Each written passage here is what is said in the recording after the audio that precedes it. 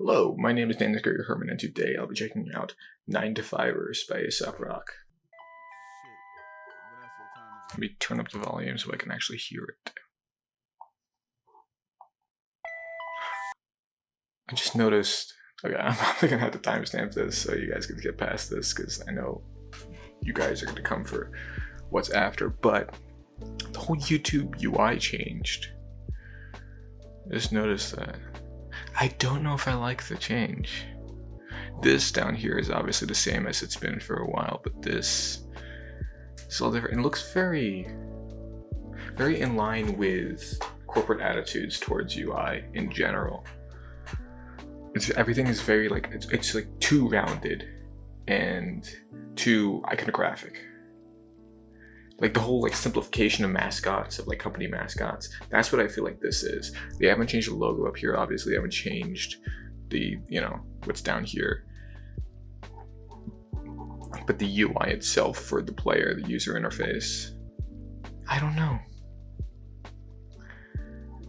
I always have a soft spot for the old UI. I guess it is the old UI now, but not like not the original YouTube UI. I feel like there's an area in between like the imperfect start and the too perfected present. I think a little bit in the middle where it's a bit rough, but it has its charm. I feel like that's what I like. I feel like this is everything is too like rounded and maintained. That's how it feels to me. I don't know, it's kind of off-putting. It's not like a deal breaker. I'm not gonna boycott YouTube over this, but I don't know. It just feels off. Also feels like very washed out. I don't know. I know the old one didn't have much color in it, but I feel like this has even less. Maybe it's because of these buttons aren't red anymore, but I feel like YouTube is getting less and less red. I remember there was a whole controversy when YouTube introduced like black into the logo. Like that was a whole thing. Anyway, I'm rambling now. I'm sorry. Let's actually watch this. Shit. Vanessa, what time is it? Late again. I gotta do it. Zoom into the fuming of an aggravated breed via the study of post-adolescent agitated seeds. Half the patients waste themselves prior to commencement, so I focus on the urban oxygen samples to half that made it breathe. This old Pompeii impression sways infection in 12 steps or less, and Cretan swift. I really like that beat change. I just, the way it samples to half that made it breathe. This old Pompeii impression sways. It's very smooth and it feels very, I don't know. I feel like I'm just describing how music works in general, but I just really like that transition. I feel like it's very smooth and it very much leads you into the song off of this first verse. I don't think that's the first verse. 4 bars, I think. I don't know, it feels wrong when I say bars. It feels like that's a word that I'm not supposed to say. Waste infection in 12. I focus on the urban oxygen samples to half that made it breathe. This old Pompeii impression sways infection in 12 steps or less, and Cretan swiftly tipping toeing hard to swallow barter concepts. The give it, get it, never let itself passport. I'm stubborn. What I was saying with the music, where it's like letting you into this song itself. The lyrics are matching that very much so, because it's referencing Pompeii, it's referencing hard to swallow barter concepts, referencing, you know, one of the great Roman cities and the prehistoric currency system of trade and barter. I feel like it's really letting you into the world by setting up this classical background, because trade and barter is sort of like, I think it's post hunter-gatherer, but it's very much origins of humanity. Pompeii, in a lot of like anglicized and Latinized areas, Rome is always seen as the progenitor. Like Greco-Roman is always seen like as first. Like that's where a lot of like ideas of democracy come from, like with Athens or war if you're talking about Sparta. But all these like Greco-Roman places, that's why Pompeii is so like, has such a cultural significance, even if it's just like this one city in this dead empire. It's because Rome has a special significance in literature as this progenitor status, even if it's not quite true, of course. Like in Roman history itself, Egypt came first, but Egypt is seen as sort of technologically behind Rome, even though it's just a matter of perspective. So because Egypt is seen as less advanced, then they're not seen as a progenitor, and it's a whole thing. But using Pompeii here is very purposeful because it's setting up this classical lens towards, you know, the rest of the song. I don't know yet. Martyrs talk money causes in a harvesting Spartacus and so on. I'm literally Spartacus. When the clock strikes 9, I'll be waking with the best of the routine caffeine team players, but a cycle of it. Under a dusted angel harp string, Big Brother is watching my odometer like buzzard to falling out, talking So we've gone from Pompeii, we've gone from Sparta, we've gone from, what was the other one, trade and barter. We go from these classical references, and now we're going to very modern. It may seem kind of minor, but clock strikes 9. That's a modern perception of time rather than a sundial.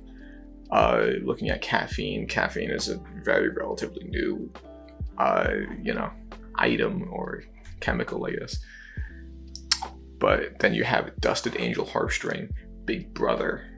It's comparing the classical perception of a higher power to, you know, I guess 1984 is retrofuturist at this point, but a retrofuturist perspective of humanity and these authority structures. So it's drawing this parallel between the past, present, and future, or the past perception of the future, which was the present then, and is now the past.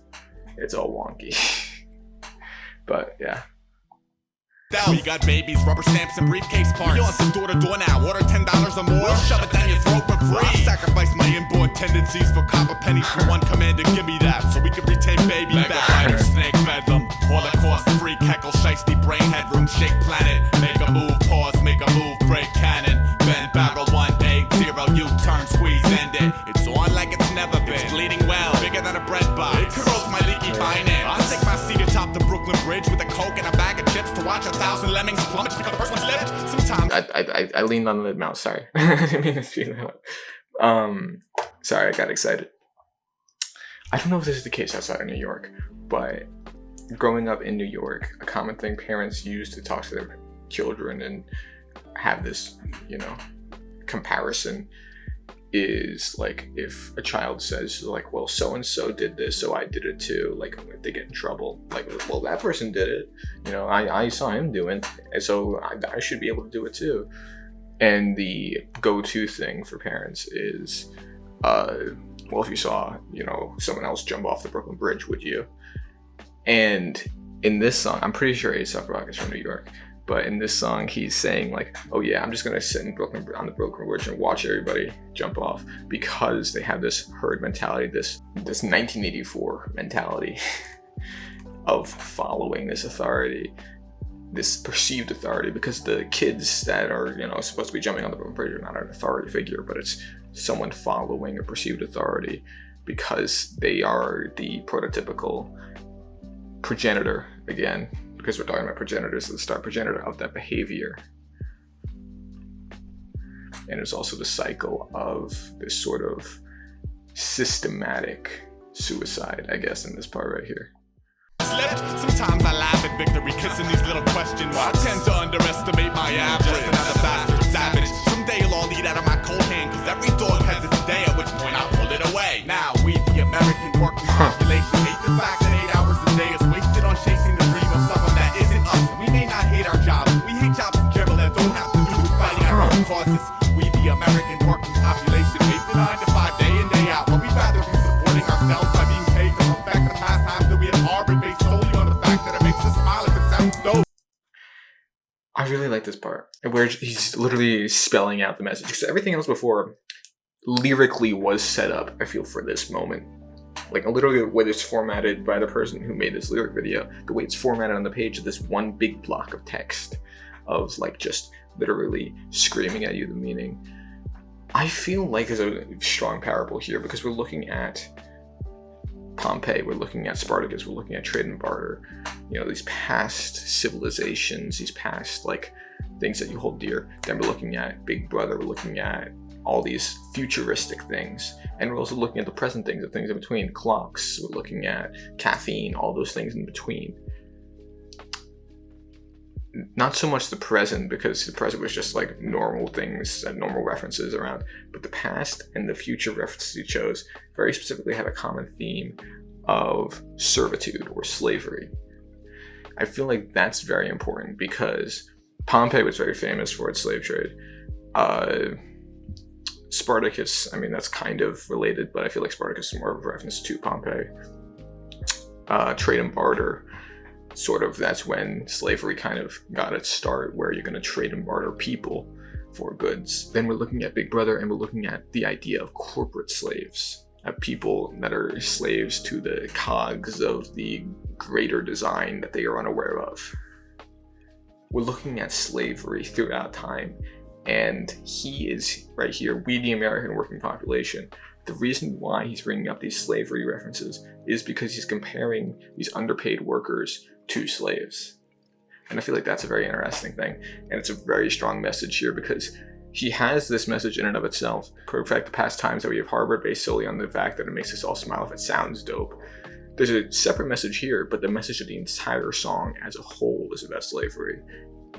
But this modern sense of slavery, I'm not saying like a classic sense of slavery, like the one that was in like Pompeii. I'm not saying that that doesn't exist anymore, because there's obviously parts of the world where that still happens. But a modern sense of slavery, because even if it still happens, it's still a traditional sense of slavery. A modern sense of slavery is underpaid workers. And that's what he's sort of demonstrating here. Man, it's the year of the orphan, seated adjacent to the fireflies, circling the torches on your porches, trying to guard the fortress of a king they've never seen or met, but all are trained to murder at the first sign of a threat. Maybe it's the year of the water bug.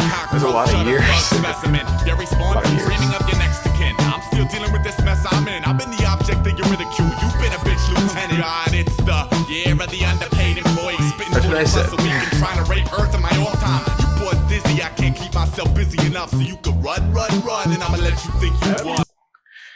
I think, I'm not going to repeat this out loud, but this line right here, I think it's very important because that's a very sort of mythological perception of that kind of thing, because it's personifying Earth, first off, which Earth, Roman goddess of nature, sort of. That's why Earth is named Earth.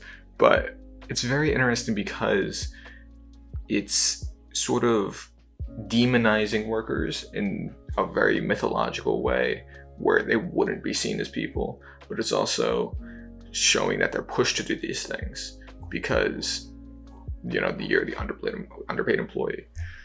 So that's very interesting. Also, I didn't say it, but back here, I don't know where it was, but back before this, the year of the jackal, that one, I feel like jackal, in my mind at least, is very associated with Egypt. And I did mention Egypt earlier. He didn't mention Egypt in the song, but I feel like that might be a reference to that, but that might be reaching. It's just an animal.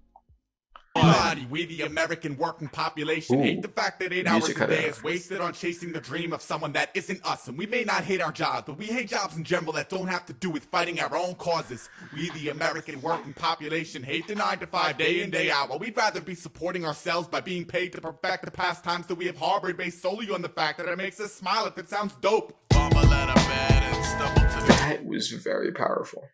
The fact that he was able to just cut it out, like cut the music out and just let the message speak for itself, is very strong. I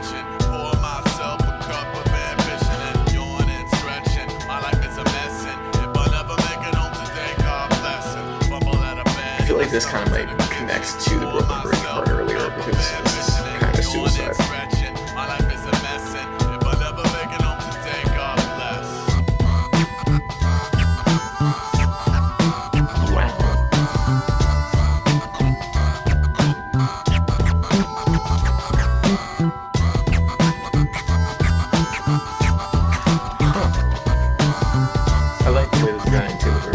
Scratch kind of sound.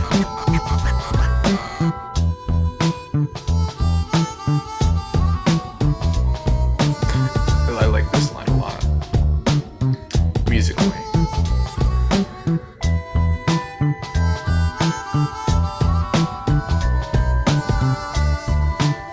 Oh, I didn't even read that part of the line just because the first one slipped. So it's really following a model of this like figure that you trust in for no reason, because it's just, he did it on accident. He didn't mean to go into the East River, or whichever one is below the Brooklyn Bridge. It doesn't really undo what I said about the line, it just adds on to it. Very cool.